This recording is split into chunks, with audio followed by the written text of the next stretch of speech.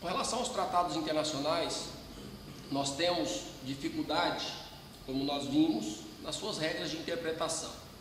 E aí nós vimos algumas teorias, com relação à interpretação dos tratados, a literalista, do objeto dos tratados ou da intenção das partes, mas nós podemos ter tratados internacionais que podem ser considerados como tratados sucessivos sobre a mesma matéria. E aí nós podemos analisar como exemplo, nós temos tratados internacionais celebrados a nível global, nós podemos ter tratados internacionais celebrados a nível regional e tratados bilaterais sobre a mesma matéria e que os estados são comuns nesses 3 tratados internacionais.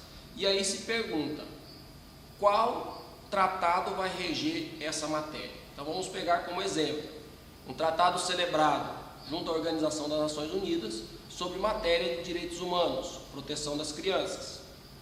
Se celebra um tratado sobre esse mesmo contexto, sobre o ponto de vista da Organização dos Estados Americanos. E se celebra um tratado sobre proteção das crianças entre Brasil e Argentina. E aí nós podemos analisar qual tratado vai ser aplicável para a situação quando for descumprido um tratado internacional. Qual tratado vai ser aquele que vai proteger essa relação. Então esse tema sobre sucessão de tratados internacionais talvez é um dos temas mais complexos do direito internacional público. E aí nós temos que analisar o tratado geral, tratado especial e um tratado mais especial ainda. Então, sob esse ponto de vista, nós temos que ver se esse tratado geral ele é anterior aos específicos ou se ele é posterior. Então, nós sabemos que nós vimos as regras de direito internacional, se tratar de ius cogens, um tratado posterior não pode revogar uma norma de ius cogens, a não ser que seja pela mesma natureza. E aí nós podemos observar que esses tratados sucessivos, então, muitas vezes os autores cuidam desses tratados internacionais não como tratados sucessivos, mas como extinção dos tratados internacionais, ou nós podemos ver sobre alguma regra de efeitos nos tratados internacionais.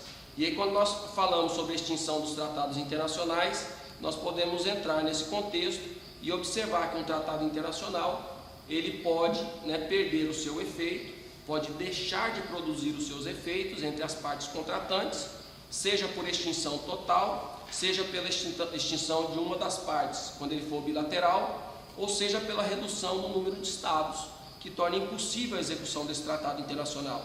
E a gente pode observar que esse tratado internacional, por causa então de extinção, pode ocorrer por diversas formas. Então os tratados sucessivos acabam sendo estudados como formas de extinção dos tratados internacionais.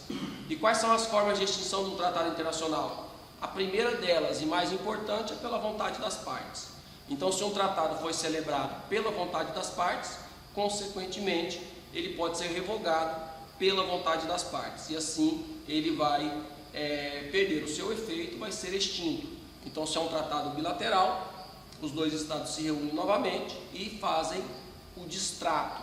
Se for um tratado multilateral, as partes se reúnem novamente e fazem um novo tratado, destratando aquele tratado anterior.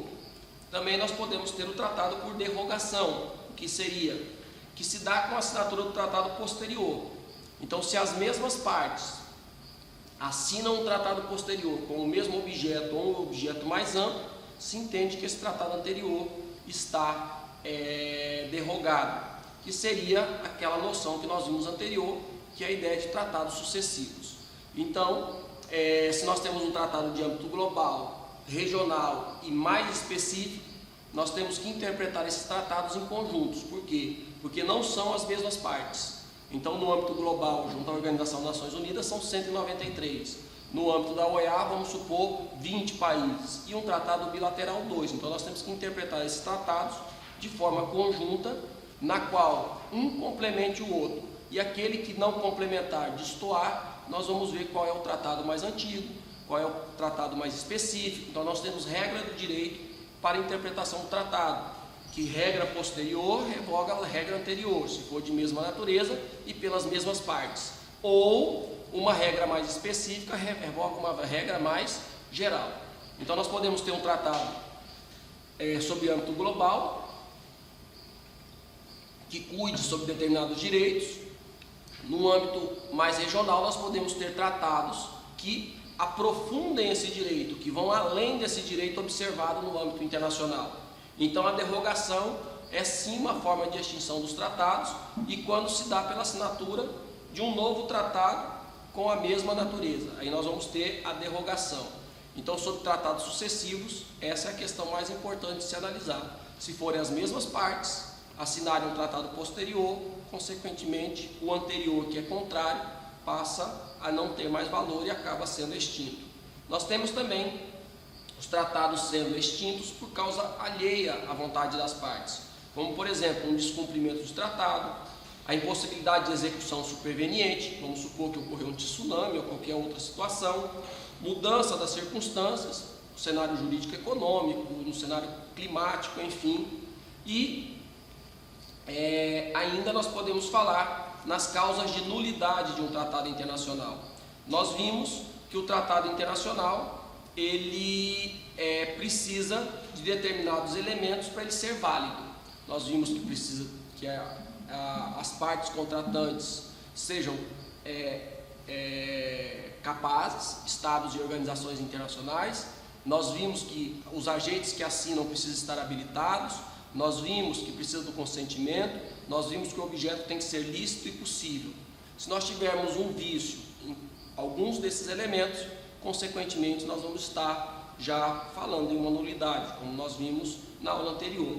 Então, um tratado internacional ele pode ser nulo, ou por vício na vontade, ou no objeto, ou na formalidade, e aí esse tratado ele pode estar eivado então de um vício. E esse tratado também ele pode ser nulo, como nós vimos na Convenção de Viena, que um tratado que contraria a ius cogens, esse tratado ele é nulo, tá? Então a Convenção de Viena também prevê outras condições de nulidade dos tratados internacionais, do artigo 42 até o 72. Então o tratado internacional ele é nulo quando houver uma violação desses elementos que possam trazer alguma violação daquelas regras que estavam previstas como elementos fundamentais para a validade dos tratados internacionais.